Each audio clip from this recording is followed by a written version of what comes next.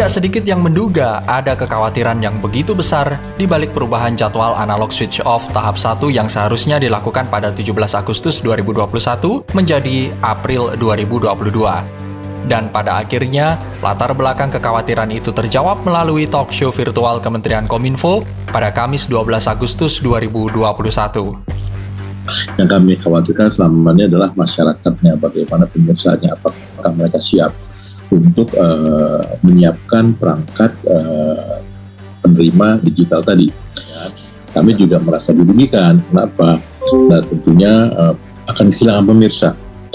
Jadi ini yang kita khawatirkan dari rencana ASO kita. Memang bisa dikatakan terlalu cepat.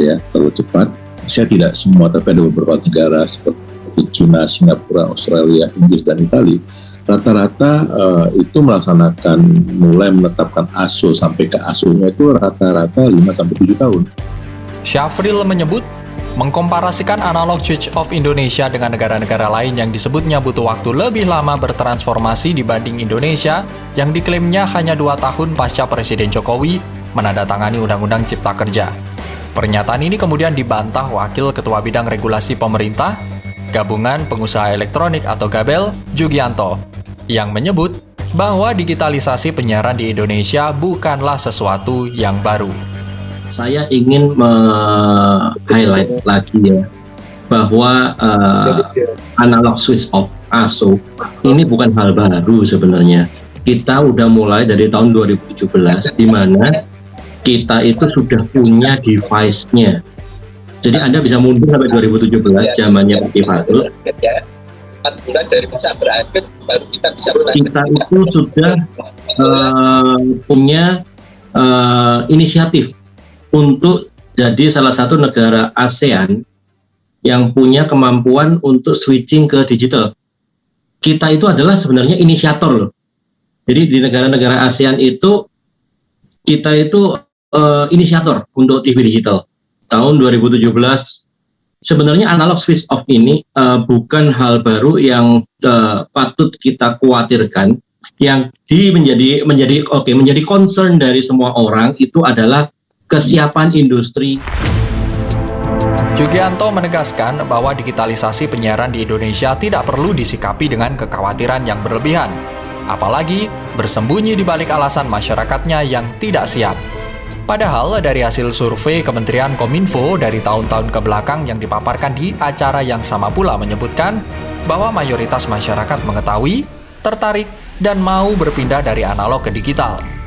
Mengingat selain kualitas gambar dan suara tayangan yang jauh lebih baik ketimbang analog, model penyiaran TV digital juga mendukung early warning system untuk kebencanaan.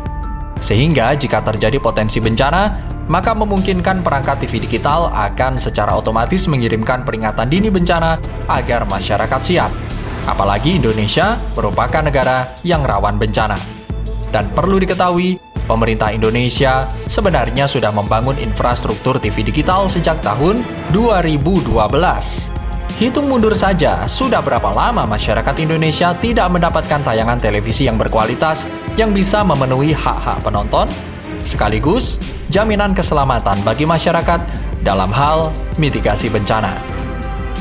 Dengan performa yang digariskan oleh pemerintah, salah satunya adalah kemampuan EWS, Early Warning System. Untuk Indonesia yang punya lokasi bencana yang sangat luas, kita ada di atas patahan ini ya. EWS ini akan sangat berguna. Nah, ya, thank you Mas. Nah, EWS ini itu jadi salah satu ciri khas yang diminta oleh Kominfo, menjadi regulasi Kominfo bagi seluruh produsen STB. Jika ada yang terjadi kebencanaan, maka TV Anda akan di-override, akan ada pengumuman dari pemerintah menyatakan bahwa ada bencana di area ini. Indonesia sebenarnya punya banyak putra-putri terbaik dalam hal teknologi dan pengetahuan ilmu komunikasi. Sudah sepatutnya digitalisasi penyiaran televisi Indonesia dikomandoi orang yang benar-benar kompeten dan mengedepankan aspek kepentingan publik, bukan hanya tunduk pada kepentingan korporasi, apalagi politik.